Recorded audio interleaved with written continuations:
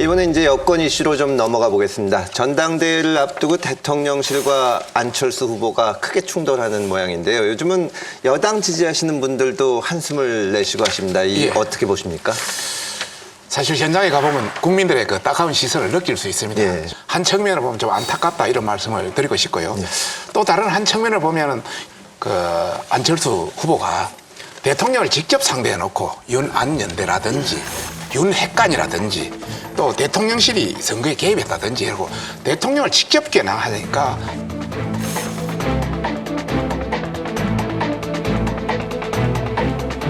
대통령실에서 굉장히 화가 난 것 같습니다. 홍준표 이야기 때문에 영린을 건드렸다 이야기까지 나오는데 김기현 후보하고 대립각을 세워서 나갔으면 이 정도는 아니었을 텐데 너무 그 현 대통령을 대고 했기 때문에 이런 문제가 나오지 않았나. 좀 심하지 않았나 이런 생각이 들어요. 아니 근데 대통령실에서는 그렇게 생각할지 모르지만 저는 영린을 건드렸다 이런 표현을 들으면 국민의 한 사람으로서 굉장히 화가 납니다. 지금 조선시대입니까? 아니, 조선시대입니까? 아니, 왕조를 모시고 홍준표 시장의 있으니까. 의견을 그냥 빌린 겁니다. 일단은 이런 거거든요. 윤핵관이라는 사람도 실제 합니다. 이게 뭐 유명론의 이름밖에 없다? 그게 아니라 이름밖에 없는 사람들이 어떻게 이준석 대표를 내치고 어떻게 뭡니까 유승민 후보를 제끼고 그다음에 어떻게 나경원 후보를 제끼고 어떻게 지금 안철수 후보까지 흔들립니까? 아무도 실체도 없는 사람들이. 그 사람들이 윤핵관입니다. 그 국민들 다 알고 있거든요. 그 윤핵관들이 구체적 이름까지 알아요. 네 사람 이름을 국민들이 아마 외우고 있을 겁니다. 그런데 존재하지 않는다? 이게 말이 되는 소리입니까? 그다음에 이들이 지금 농단을 하고 있다라고 하는 게 대통령에 대한 모독이다? 대통령이 그것도 그것도 모를 만큼 바보냐? 뭐 이런 식의 뭐 이상한 논리들 가지고 얘기를 하는데 이걸 누가 납득을 하겠습니까? 사실 지금 말씀하신 것 이외에도 초선 의원들 약 50명이 연판장을 돌렸는데요. 그 내용이 대통령에게 사과하라라고 하는 게 내용이에요. 한국 역사에서 권위주의 시절에도 권력에 대항하기 위한 연판장들은 무슨 사법파동이니 뭐니 이런 식의 것들이 다 있었습니다만은 권력자에게 사과하라라는 연판장은 단 한 번도 없었어요. 이걸 우리가 보는 이게 웃어야 하나?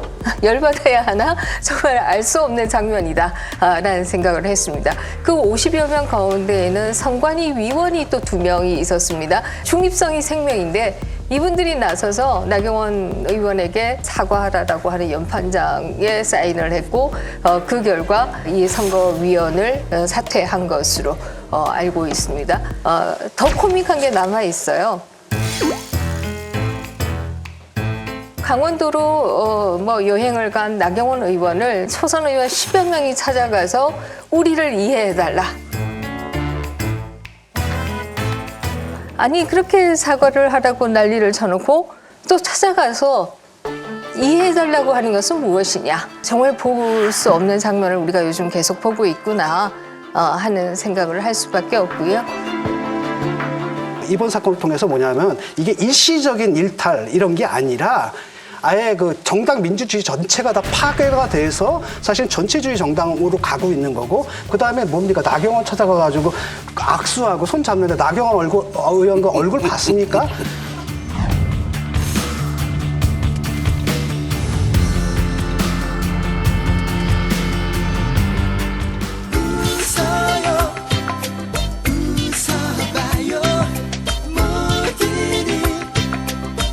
아마 이분들이 이렇게 생각할 겁니다. 당대표만 그래도 대통령이 사실 정치 경험이 없고 근데 당마저 대통령과 뜻이 다르면 어떻게 끌고 가느냐.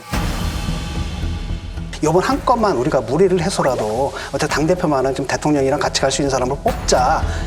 그다음부터 우리 잘하자 이런 생각일 텐데 사실 소수당이지 않습니까? 그 밖에 중도층이 있고 그 밖에는 뭡니까? 반대편까지도 설득하고 같이 나가는 게 대통령의 임무인데 지금 이런 식으로 가가지고 어떻게 되겠느냐. 절대 그렇게 돌아가지가 않거든요. 저는 이게 구조적인 문제가 된다고 봐요.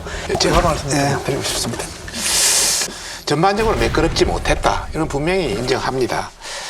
초선 의원 50명이 연판장을 돌리고 또 뒤에 사과하고 이런 모습은 별로 좋지 않다. 저도 그렇게 생각하고 있습니다. 하여튼 당의 전대가 워낙 치열하고 다른 대표 관련해서 치열하다 보니까 윤심을 잡기 위해서 갖가지 걸 하다 보니까 조금 가유불급이라고 강한 것이 나온 것 같습니다만은 앞으로 잘 치유될 걸로 생각하고 있습니다.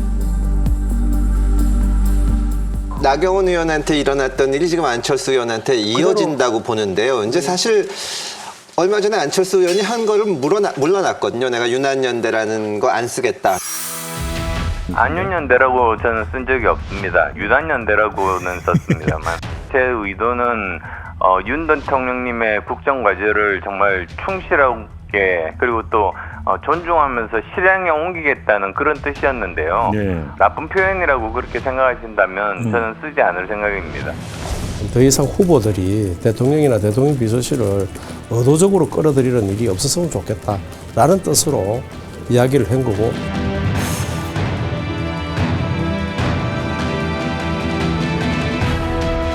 대통령실 정무수석이 당대표에 출마하는 현역 의원한테 그런 얘기하는 건 전 처음 봤습니다, 진짜.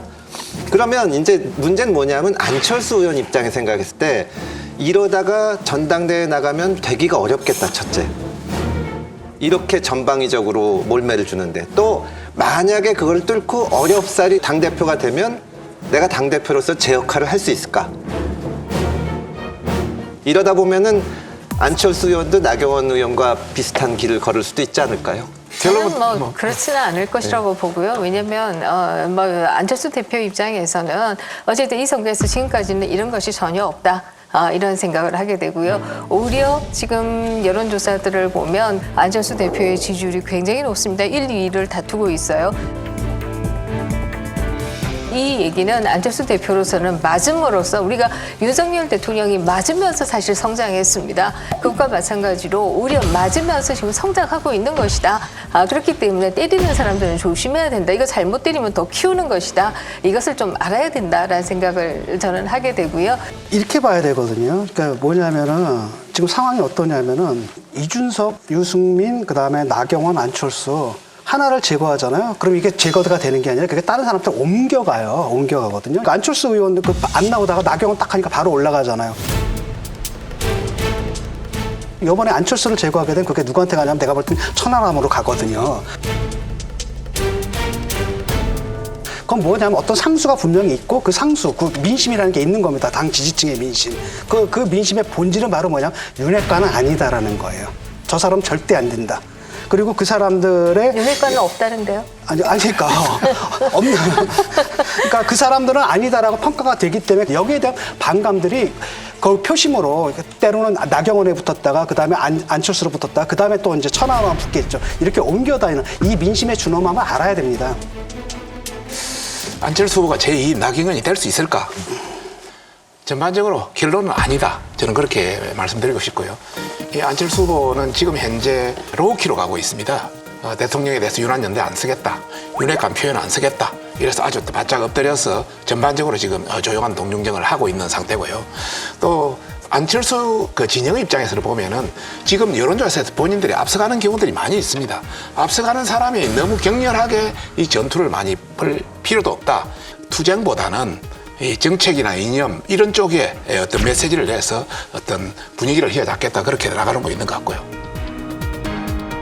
제가 이제 걱정하는 것은 전당대회에서 우리가 컨벤션 효과를 넣어서 우리 지지도가 많이 올라가야 되는 그런 현상이 돼야 되는데 이것 때문에 저희 지지도가 올라가지 않고 오히려 정체되거나 내려간다면 이것이 과연 전당대회에서 효과가 있겠느냐 여기에 대해서는 저는 걱정하고 있습니다. 저는 하여튼 국민의힘이 아주 그냥 못난 이 모습을 보여주고 있다.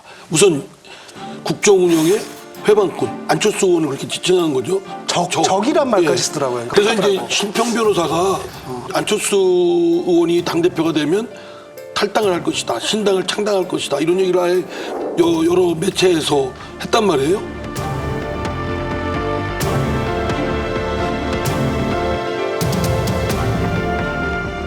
지금의 보여주는 여러 가지 행태들은 소위 말해서 윤석열 대통령을 가운데 두고 윤석열 대통령 외에는 다 적이고 회방권이고 따르라 뭐 이렇게 하는데 어디 그게 그쪽이 제대로 된 정당이라고 할 수 있습니까?